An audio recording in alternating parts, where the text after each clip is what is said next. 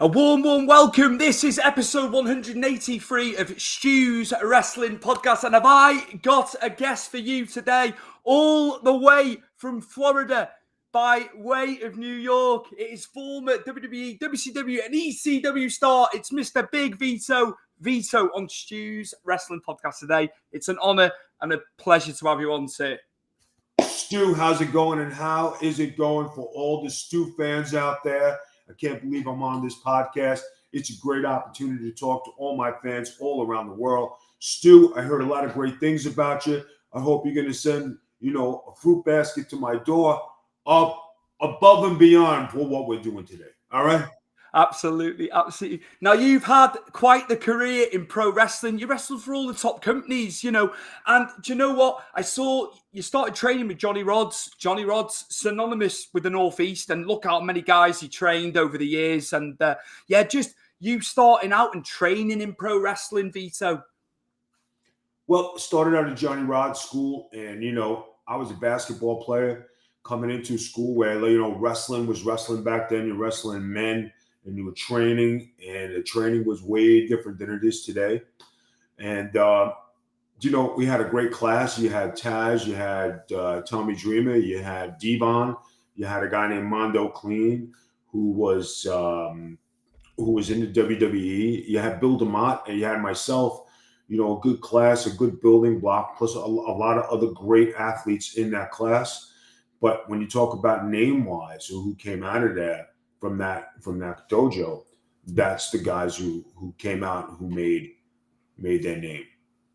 Was it easy for you training, starting out, or did it take you a bit of time? I've spoke to various wrestlers over the years. Some people pick up very fast, others it takes a bit more time. So how were you when you first started training? Was it pretty easy for you? Well, nothing's easy when you're trying to be a pro athlete in the sport of pro wrestling back then. You had to learn from the bottom up.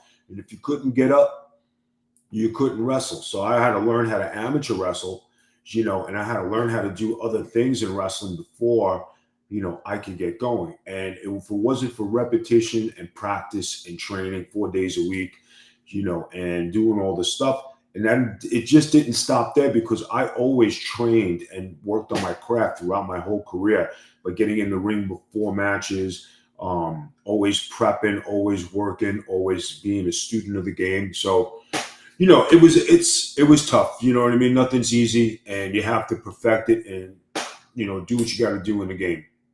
I was going to ask you as well. I like asking you guys, you've trained, obviously you brought up Taz, you brought up Bill DeMott. Could you tell those guys would have a prevalent career in the business? When you first started training, could you see that those guys were going to make it early on? Well, those guys were ahead of me. So, anything they were doing, those guys were instrumental in my career. So they all helped me train, and they all helped teach me. So thank you to those guys for taking the time to teach me. But it's not about what you think their careers are going to be. It's about everybody trying to make it to the WWE or WWF at the time, and WCW. Go to Japan, go to Puerto Rico, go to all over the world, go to territories. And that's how it worked back then. I was going to ask you about Johnny Rodz as well. Is there anything that you keep with you to this day that he taught you? Maybe even like advice that he gave you? Is anything that stuck with you from Johnny Rodz all them years ago? I still practice the same things I learned from day one. I'm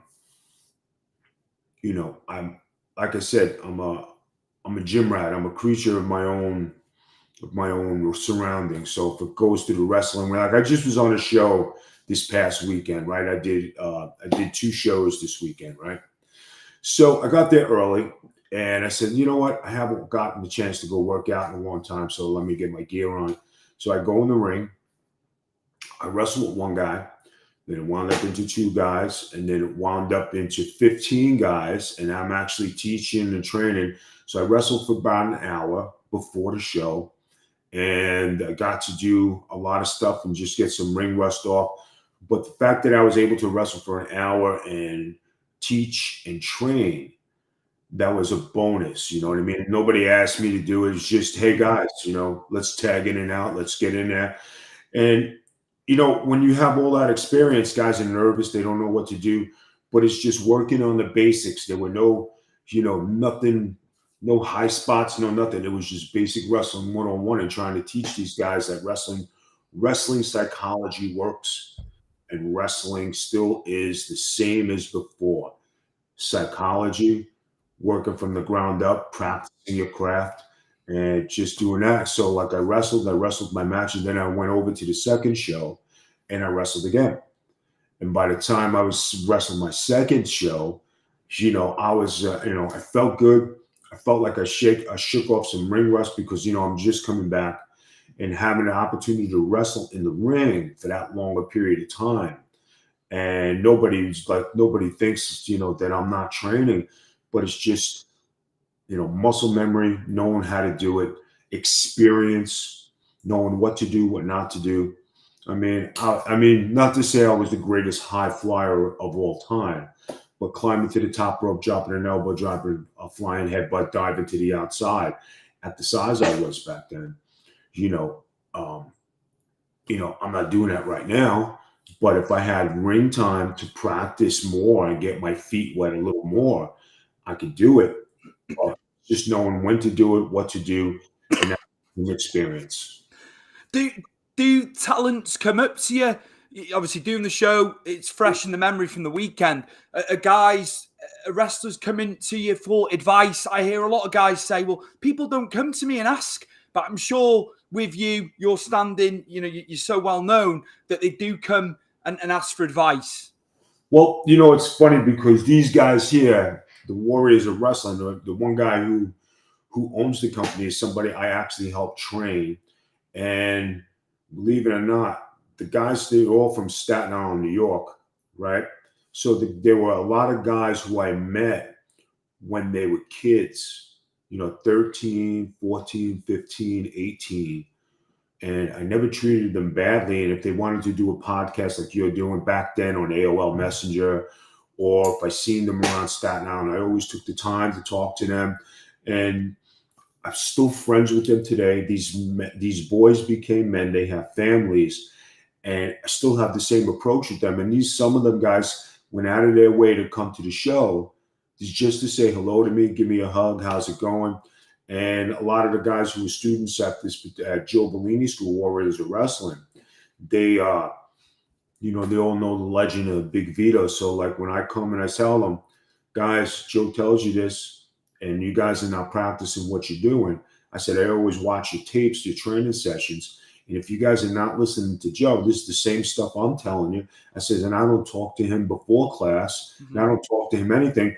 And this was an impromptu training thing, because once you get in there, you just start going, and it's like old times, and you just, it's just, hey, let me teach, and a lot of guys are receptive. One guy, maybe he wasn't receptive, and I was very nice to him.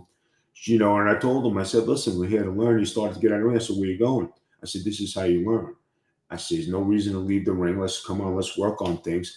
And that was experience talking, because the other side of Vito, if you would have gave me an attitude, or you would have did that, 20 years ago, I would have just took you and I would have mauled you, and you wouldn't learn. You would have learned, but you would have learned the hard way. Today, it's finesse and talking to people. And it's not about forcing people to learn. You want to learn, I'll teach you. You don't want to learn, hey, you're going to have a great career. Congratulations. Hey, go do your thing. That's sound advice. It goes to show, though, with age, it's a bit different, in delivery. But I'm sure they take a lot away. And that advice is just, it's limitless, isn't it, from yourself to these guys? No, you want to know what's great? The State Athletic Commission in New York still comes to the shows, right? So I'm looking around, and this gentleman's sitting there, white hair, and he looks at me and says, hey, want to come do this? And I looked at him. It was the same guy who broke me in the business 30-something years ago. I says, I can't believe you're still here. He says, yeah, Vito. I says, you remember me? I says, of course I remember you. He says, you're the first one I'm taking care of today. They take your blood pressure. Says you're in fine shape. I was 117 over 76, right? So he says, man, you're still in good shape. You look good out there. I said, thank you. So I took the time to announce to the locker room. I said, guys, can I have your attention, please? I said, you see this gentleman right here? So they all looked at me. I said, this guy is taking the blood pressure and taking care of all the greats. I said, this guy was one of the first guys to take my blood pressure when I broke into business. So when he walks in, guys, show him the respect because he deserves it. And they all gave him an ovation. And he said, Vito, thank you for that. But that's just paying respect to guys who took care of me. And, a thank you. Hey, man, I appreciate what you did back then. You're still hanging around. And he's been there 40 years, still working for the State Athletic Commission. Amazing. And nice of you to bring him up. We hear about the guys, the wrestlers, promoters, and that's cool that you said about the Athletic State Commission and that gentleman, what a number of years he's done. Say it one more time. Just the amount of years he's been with the Athletic Commission. And like you say, he's still going strong, that man. It's just something but you know what, guys like that get a bad rap because they're there to do a job and they're there for your safety. And sometimes they say, hey, you're breaking my balls. I don't want to take this. I want to do it. But today, as we know it, the medical field and everything that goes on in wrestling, it's all for your own good, whether you like it or not. It could save your life. So, kudos to what's going on today. But to all the young guys out there, practice your craft. Don't just think you're going to be in a wrestling school one day and you're going to go into being the WWE the next day. It doesn't work like that. Sound advice again. Just so many years in the business, Vito. So I know there'll be guys over here that'll take it into account. We've got a lot of young guys on the UK scene, starting out. So it's just, I love it. I love it when veterans come on the show and you can impart your wisdom and your years of knowledge and your wealth of knowledge. So no, thank you for that. Now, I'm going to go right back. I'm going to go back to when you were an enhancement talent because I used to watch Superstars. So I can remember you. Taking on my favourite of all time, Bret Hart. I've got a little photo here actually to jog your memory, but I know you'll know of this. And it was Superstars against Bret Hart. We can see Shawn Michaels in picture with Sherry there. But yeah, just all those years ago when you were in the old WWF, man. You talk about greatness, and now my wife had brought it to my attention. You said, what today is? It's the anniversary of wrestling Bret Hart. And, when you get to wrestle, what guys forget is that I started out as enhancement talent, and they forget that part of my career.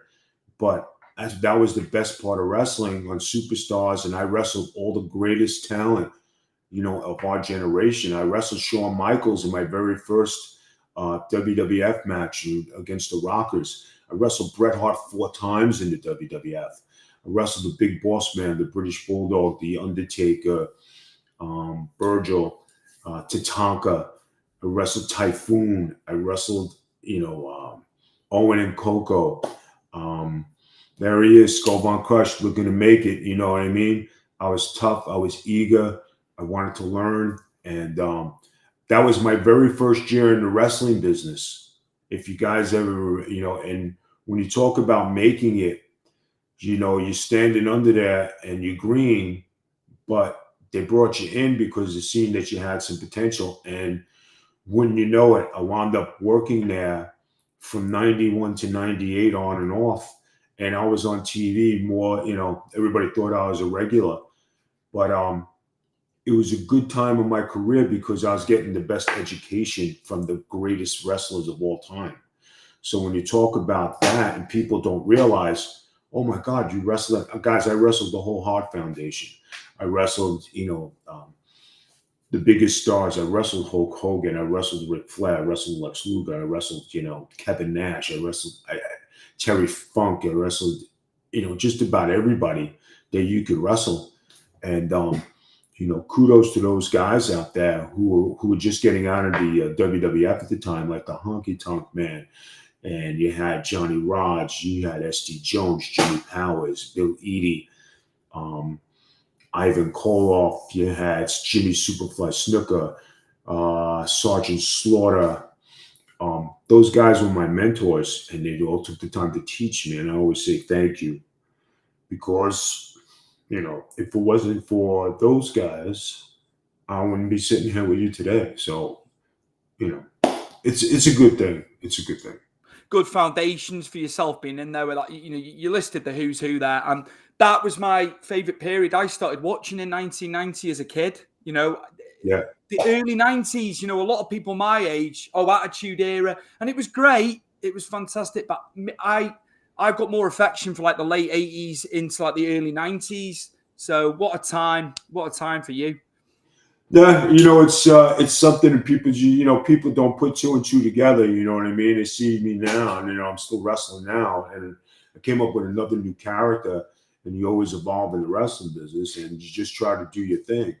And when you get out there and wrestling, you're still moving, you're still in shape, you're still doing your thing, and you're just waiting, hoping to get one more small run and be a manager or do something backstage.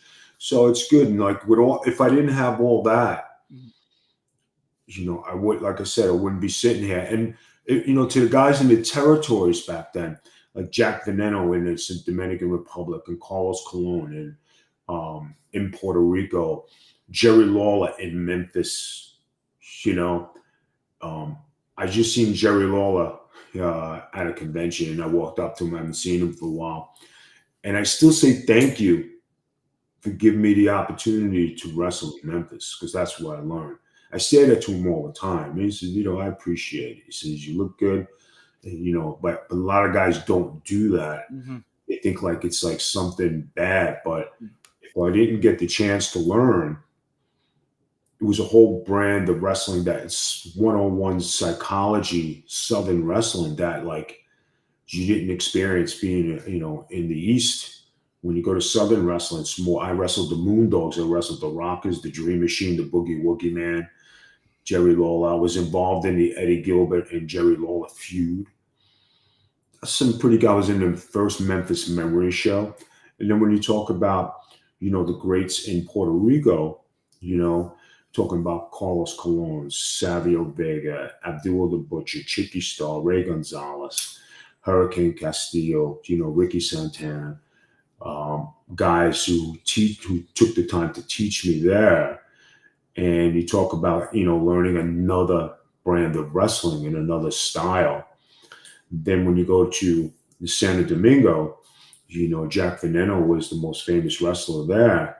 And I worked a program with him where I beat the whole territory until I got to him. And then the week before, we had a big fist fight in the arena, and a riot broke out because I attacked him, right, as the heel. And it was like I needed a police escort to get back. The day of the match, I had to stay in the dressing room for 2 hours. I had to take a tank to get home. Same thing like when I went to Nepal, and of course the riot did because I was a heel. And the National Guard had to guard me. And there was a big riot where chairs were coming at me and they sliced my back. And, it was a national incident, where the embassy was involved, because I was a heel. And I've been in situations when you're a heel that if you're doing your job, that's the kind of reaction you want. It's just like when I went to Germany and that caused a big stir over there. When doing the Hanover Ironman tournaments and then doing other things in Germany, people knew who I was and made a statement. People didn't like me, they hated me. But you talk about the quality of wrestling that goes with it, and learning about other stars in other territories who are big names. WWF or WWE wasn't the end all of everything. Wrestling was worldwide. When I went to Japan, you talk about knowing who's who. My first tour of Japan was for Kendo Nagasaki of NOW. And, learning, I seen the Sheik, the original Sheik fight. He was a nut job. He was crazy. Sword, chairs, just vicious. You talk about wrestling, you just never seen it. And just, along my career, I got to tag with Dr. Det Steve Williams and Gary Albright. I tagged with Mr. Tenryu. I wrestled against Mizawa. I wrestled against Kabashi Amore. Just a whole host of people that you wrestle against. Guys. I forgot to mention something. Like in the WWF, you talk about friendships. I wrestled with Legion of Doom, right? So Legion of Doom, I wrestled there. Has a good story. Here's something to learning thing. They come up to you. They say, "All right, Vito, you're gonna wrestle Legion of Doom. This is your partner." Now this is the first time I'm meeting Animal and Hawk. So the other guy had to take the finish. He goes, I ain't taking that finish. You're crazy. I think the three of us just went like this and went, well, Vito, are you okay with it? Yep. And I said, I'm fine. So Animal and Hawk looked at this guy and he says, okay. So they took care of me. I took the finish, but they beat the living shit out of that son of a bitch, right? And I became friends with them until the day they died. You talk about guys bonding just because I was just an enhancement guy, but like I went to Japan with those guys. I wrestled with them in the WWE and WCW. Became friends with them. We were boys. You know what I mean? And when you're boys like that, it doesn't matter time of day, whatever time of night. You pick up the phone and you call them. They know that. Pick up the phone and they say, Vito, what's up? Or if they call me, I say, hey brother, what's going on? Or if they have a problem and it hits the internet, I'll make a phone call and say, hey, you okay? Your mind good? Everything cool? And that's what family is. Your wrestling family. That's the real deal. You know what I mean?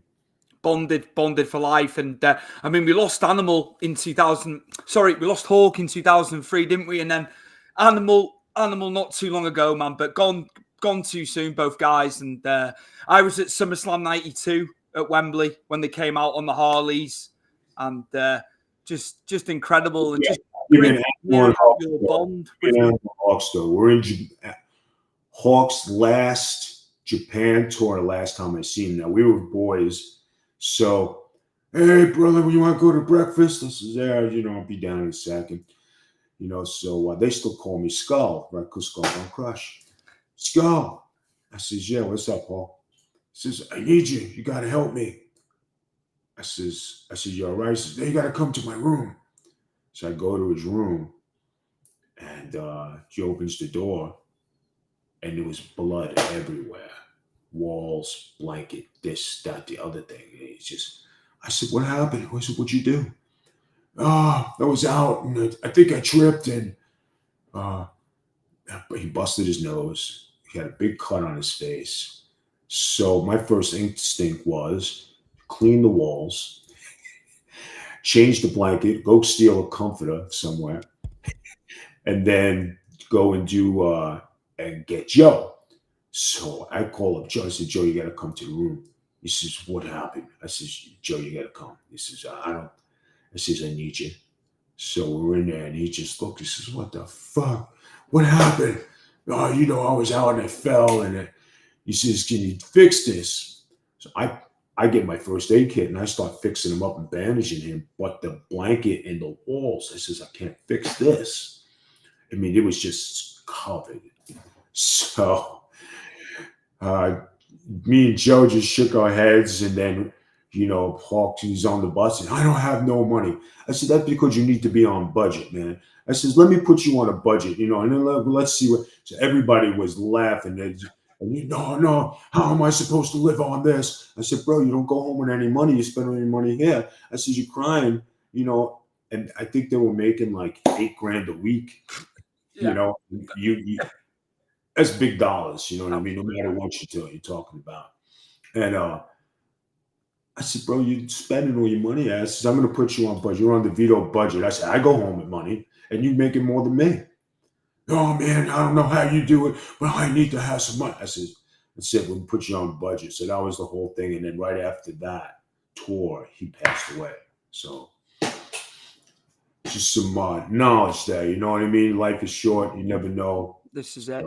You just think those guys, the way they were, from a fan perspective, they're going to live forever. We think that about so many guys. But thank you for sharing them stories about the Road Warriors, about Legion of Doom, Vito. I love that. I love that you had that personal experience with them, outside the ring, and just life with them two guys. Just amazing. No, it's something, you know what I mean? And, you know, like I said, you know, that we've lost a lot of great human beings who are wrestlers, and maybe sometimes guys have problems that you don't know about. And, you know, it's just something. Richie Sorrentino, how you doing? Staten Island. Staten Island there, Vito. I'm good friends with Richie. Guys right there, Richie Sorrentino, who's like he's part of that group for the Joe Bellini guys, or Warriors of Wrestling. He's part of what I was talking about earlier. You know, guys who know as kids, who now are grown men, they still respect, you know, what they went through, and they still come up and they still, you know, still very nice to me and treat me really good. So it's kudos, Richie. I hope you're doing good. So I mean, that's it, guys. You know what I mean? So it's like a whole big thing, and you know, I don't even know what else I could possibly say unless I have some questions from the chat. Absolutely. I've got plenty to ask you. I'm sure we're going to get more. I've got, obviously, images. Again, I've got a great image here with you, the man, the legend, another guy that we lost quite not too long ago, Terry Funk. Terry Funk. And I'm sure you got loads of stories about Terry Funk, Vito. Probably one of the greatest nights of my career. I beat Terry Funk for the hardcore title in WCW. You know, he true professional. You know, he handed me the belt, shook my hand in the middle of the ring in front of millions of people, and that was like a passing of the torch and an endorsement. And you know, I always say, you know, my proudest moment in wrestling, because that put me on the map. That really did. It solidified me. So It's incredible the amount of guys that he influenced over the years, the length of time in the business, the Funks, you know, Dory as well, just what they've done for the business. And it's great for me when I was getting a bit older and went past WWF and knew there was other stuff outside the WWF as a kid. Watching old matches from the territories with the Funks in, you know, they had the territory, didn't they, as well? Just incredible. I love going back, Vito. I love going back to the old times, the old school times of wrestling. well, you love it. I wish I could go back sometimes. Let me tell you, I got some unfinished business there.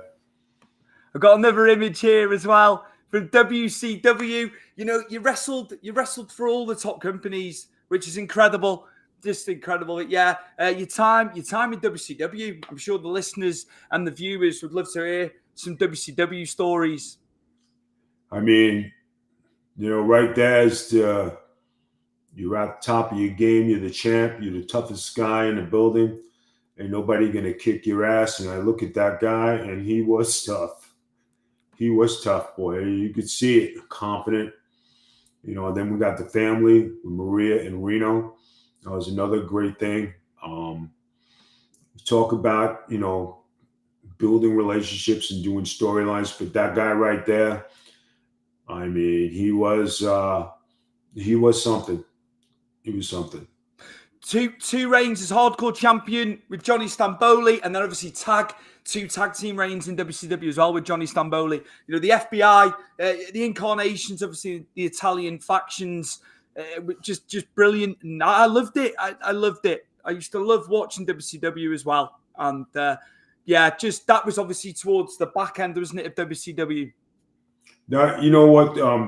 Going to WCW from ECW, and I was on a good run in ECW, and I was with the Baldies. And you talk about a group of guys that came together. And if I would have stayed, that faction probably would have been bigger and better than any other faction. I really truly believe it, because we were on the rise. And I got the call to go to WCW.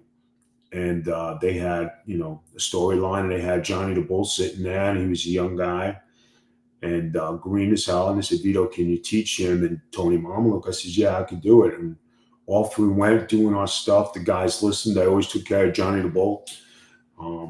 We're still buddies today. And, you know, we had a great run as a tag team champs. We should have had more success as tag team, but with all the stuff going on in WCW, with the changing of the guard and who's writing, who's not writing, who's in charge, who's not in charge, kind of gave us a wave. Then I was all the way up the card, almost main eventing in WCW, and then the card dropped and people changed, and just a whole big thing. You know what I mean? So sometimes, you just got to take your lumps, but you can't change the accomplishments I had and all the highs, because I'm not a second generation wrestler. I didn't mix with the politic game. I would just want to be known as a great wrestler, and politics and being a great wrestler go hand in hand. So I made it on, just my talent, you know what I mean? And people might have taken it the wrong way, but I just wanted to wrestle. I wanted to be the best. I learned that from Bret Hart, being the best wrestler. And then when you take everything that you have going on and, you say, okay, how can I make my arsenal good? Well, the elbow from the Macho Man, the leg drop from Hogan, being a technical wrestler like Bret Hart, the art of selling and looking like and being that character, Ric Flair, being able to put guys over and make guys look good. You talk about Johnny Rods and all the guys who took the time to teach me.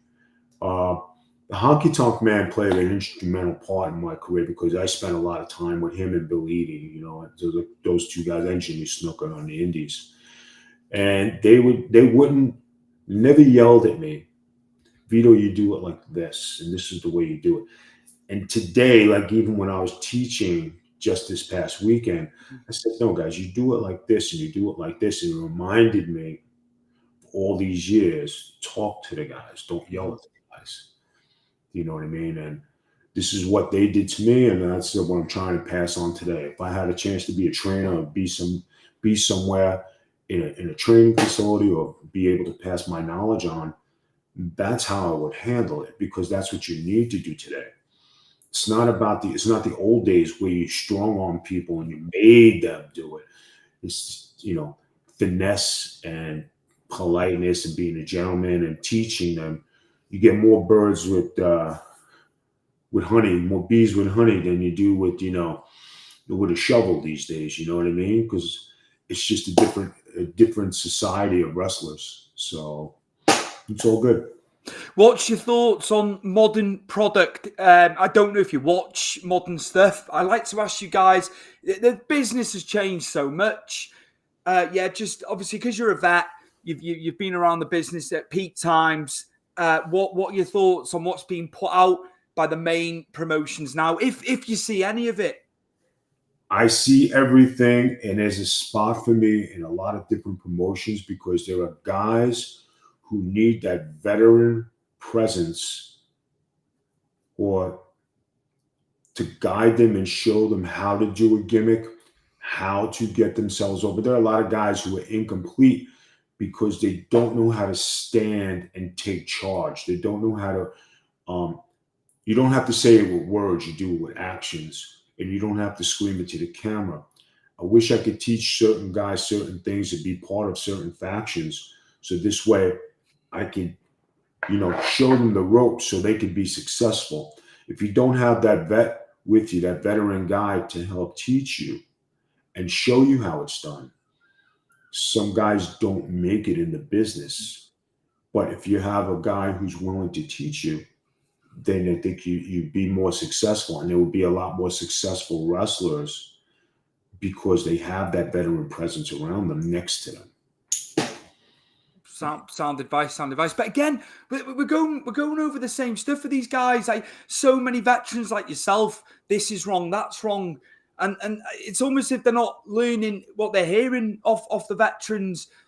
You're still seeing the same sort of matches. But again, it's fan perspective. I think this is why I like to ask you guys. I've never been in the ring. I just find that we're in a cycle where they're not taking on board what you guys are trying to say. I think in terms of like psychology, Vito, I think psychology is a big one that comes up from you guys, that they're not getting psychology. I think wrestling 101 is forgotten a lot of times because you see a lot of high spots, and one thing people forget to do is sell. And if you're the champ, you got to take that moment to show that you're in charge of the match. It's like a heel is in charge. It's like a babyface is on the comeback, And when I was with Nunzio and he was cruiserweight champion, Nunzio is my buddy and he respected my opinion. He and I told him one day, I said, Nuns, I said, you got to start wrestling like a champ. He says, Vito, I am the champ. I said, no, you're still wrestling like a contender. You're not letting people know you're the champ. You got to do this, this, and this. And, I used to yell from the ringside, wrestle like a champion. And he used to kick in and he knew exactly what I was saying. You know what I mean? So from that moment on, that's when he took off and he was a better representative of the cruiserweight title in the WWE. And it made us even stand out even more. I remember seeing you guys when you were over here. It was at a house show, so it would have been a SmackDown one. It was in Manchester at the time, and so entertaining, you guys. It was brilliant. And do you know what? Nunzio, small in stature, but his character and the way he was bigger. It's probably the hardest thing to do, isn't it, for a guy like him? But he was superb, underrated as well. I would say that about him. Yeah, he's a great wrestler. He did a lot of great things, and he's still wrestling today. And if we had a chance to get back together to do something, I think we could make history, because with him being the FBI, me being the FBI, us doing work together and helping enhance the young talent today. Then everybody has their opinions, and I know there was something going on where somebody said something, but it was the guys who were older and were the stars who took the time to teach the young guys. And then, somebody comes out and says, hey, we don't need the vets, but you do need the vets, because if they didn't teach you or show you the ropes, how are you supposed to be here today? And it's not the old days where the vets, are trying to get contracts and money and all that stuff, because there's a totally different structure today. And I just think that if Wrestling 101 went back to that, I think the storylines and the wrestling matches would be better accepted in today's society. Amazing. We've had another comment here, Vito. I'll pull it up right now for us. Hulk Banner, so he's watching on YouTube. Who's the hardest man Vito ever faced? Well, the hardest man I ever had to face. There were a few gentlemen out there who were hard to wrestle with. Yes. There are some out there that I actually wanted to fight and, actually almost wound into a fight because they were hard with me. And there were a couple guys who were vets. And I suggested after the match, I said, okay. I says, we're gonna do this now. I'm not gonna mention no names because it's not polite to do that. And it's not about spreading rumors or trying to get clicks. Mm-hmm. But does it happen? Yes. Man was bigger than me, and I didn't care, and everybody knew that I had a temper, and I was just a maniac, and I just it would have been a good fight. Let me tell you, the guy was at least he had 200 pounds on me, and I didn't care. And when you're going up against guys like that, these behemoth men and these giant men, and you say, okay, let's see what we're going to do now, and then of course I had my boy say, Vito, he says, I'll go talk to him and we'll take care of this. We're going to eliminate it. And then when the two people who went to go talk to this one guy said, what did you do to Vito? He says, oh, I didn't know. He says, how about a fight? And then the guys wanted to fight him. So, and you talk about like three giant men. Mm-hmm. These guys are big. And if Vito got upset, and Vito was just a wrestler, I did anything you asked. You wanted me to work. You wanted me to do this. You wanted me to do that. That's fine. I was out there to wrestle. But, if I got upset and I said, that's it, I had enough. And then if I did that in the dressing room, everybody would look and say, Vito's mad. Uh-oh. Somebody pissed him off. So it was like, if you want to say who's hard and who's not, there are some guys who are tough out to work with. But in the end, you shake hands like I did and put it behind you, and you let it go. You know what I mean? I'll even give you one better. All right. Wrestling for XWF. That's the Hulk Hogan's group. Of course, yeah. All right. So I go in the ring with this guy, and he was a friend of the booking team. No names. So we get in there, and he doesn't want to sell. I go back out. I come back in. I go back out. Come back in. I disqualify myself. I hit the ref in the balls once. He didn't disqualify me. I said, "This better disqualify me." I hit him again, ringing the bell. I storm out of the ring. I pass my friend, Mr. Perfect. Right? He says, "Vito, I saw that. That's kind of fucked up." I kicked the steel chair up to the ceiling, going down the steps and down the thing. And he followed me downstairs. So we had Greg Valentine, Roddy Piper, the Nasty Boys, and a couple other guys there. And the guy comes down. He was about 330 pounds. He was gassed to the balls. And I told him, I said, "I'm going to fuck you up, man." I said, "That's it." And I went for him. And they grabbed me and they said, "Vito, come on, calm down. You don't want to do this." So the guy was looking at me like, "What the hell, man? This is, I said, "You don't want to fucking sell for me?" I said, "You don't even know what the hell you're doing out there. You're stiffing me." I said, "Now we're going to take care of this right now." So Roddy and Greg and just, they love me to death. And they said, "Vito, come on, Mr. Perfect." They all watched. They said, "Come on, Vito, come on, calm down." So the next day we went to the arena. And the guy tells me, he says, "I didn't mean no disrespect." He said, "This is how they told me to wrestle." He was brand new, and he was clubbing the hell out of me. And I could take a shot, 1 or 2 shots, but every shot, it was like bang, bang, bang, bang. And then I was like, okay.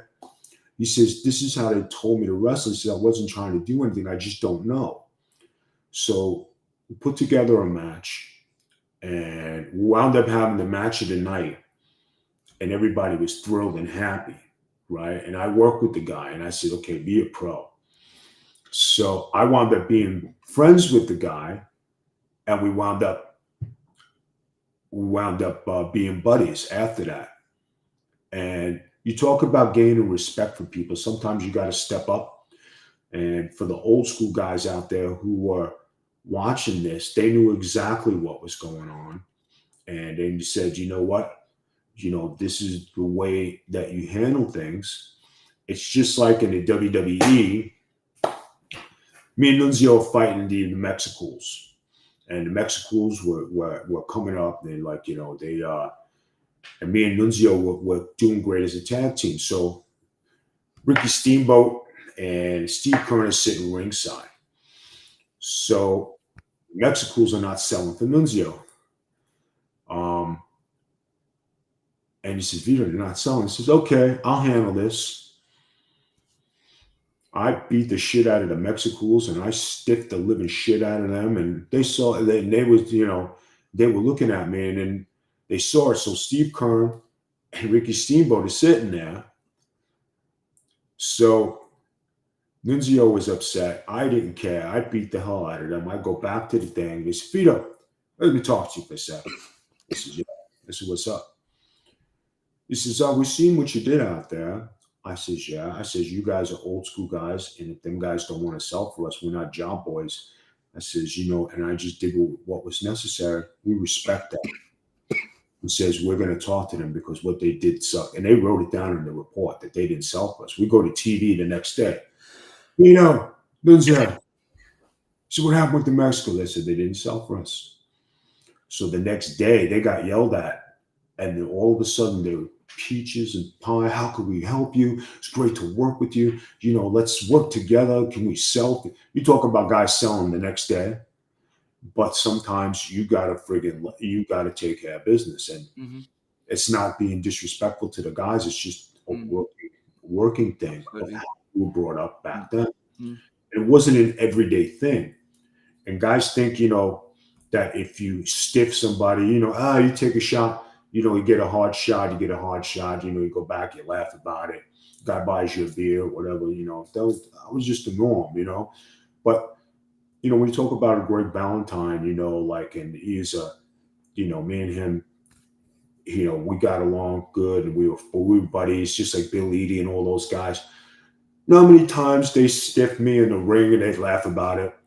How'd you like that, kid? Yeah, pretty good, huh?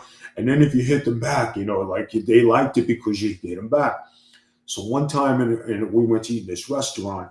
Greg Valentine said, "Hey, Scully, what's going on?" He came flying across the bar and hit me with an elbow in the jaw. And I was like, oh, and everybody laughed. They thought it was the greatest thing, right? Because, like, here comes Greg and he friggin' nails me. Oh, I love you, kid. You're a tough son of a bitch. You always friggin', I'm sitting there. He said, "Let me get you a beer." I said, "And a bear of ice." But you talk about those are the old time wrestlers. Mm-hmm. You never complained, you never cried, you never did anything. You were tough. And that's how you had to be. So what we got? Who Got Hulk Banner again, Vito. In Vito's opinion, who is the most skilled performer he ever worked with?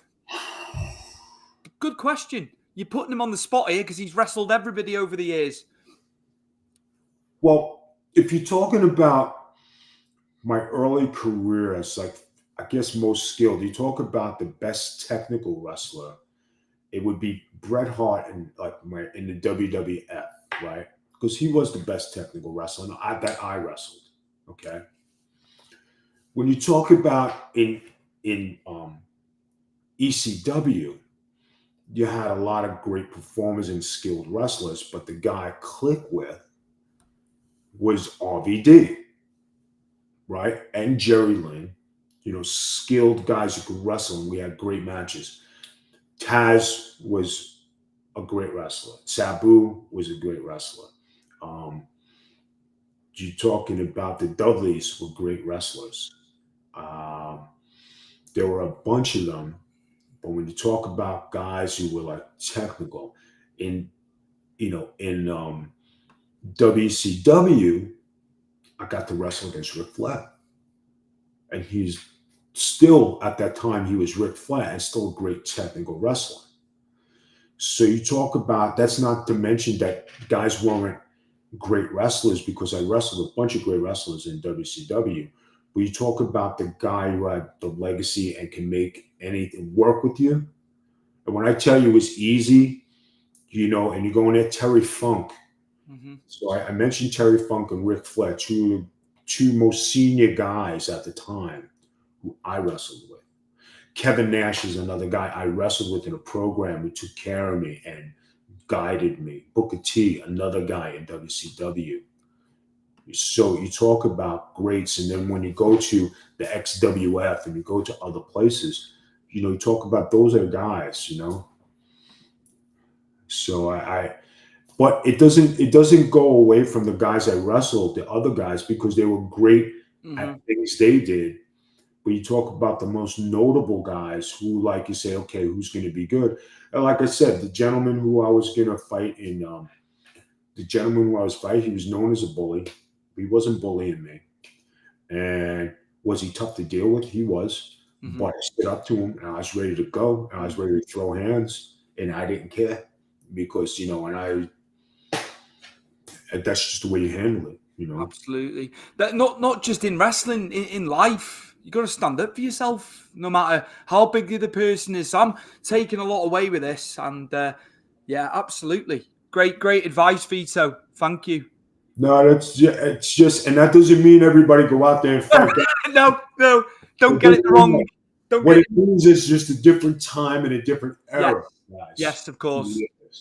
And it doesn't mean to go and say, guys who say, hey, this is a shoot because they give one shot. No, a shoot is going to wrestle, and we're going to shoot on each other, and may the best man win. And if you don't settle it there, you go in the back, you finish things. This is the way they used to do. And then afterwards, it's a shake of the hands and they're going out to be the best buddies in your life. And that's the truth. Mm-hmm. Absolutely. Vito, we are running out of time. I'm going to have to get you back on at some point because I wanted to pick your brains about Paul Heyman, the mastermind that he is.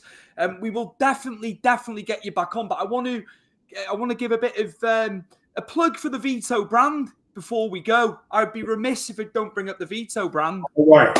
Guys in the UK, I would love to make another trip out there. Big Vito, the Don of Wrestling, would love to come down to the UK and get one last tour of being in the UK. I would love that. So if you got anything for me, it's go to bigvito.com or, go to my website, go to the Big Vito brand on Instagram, on Twitter, hit this gentleman up. He will pass on the information to me. For all the promoters out there overseas, when I was there in England and Germany, and I used to do Ireland, I would love to make another run with this character. So I think it would be good for business and good for that because something different that hasn't been done.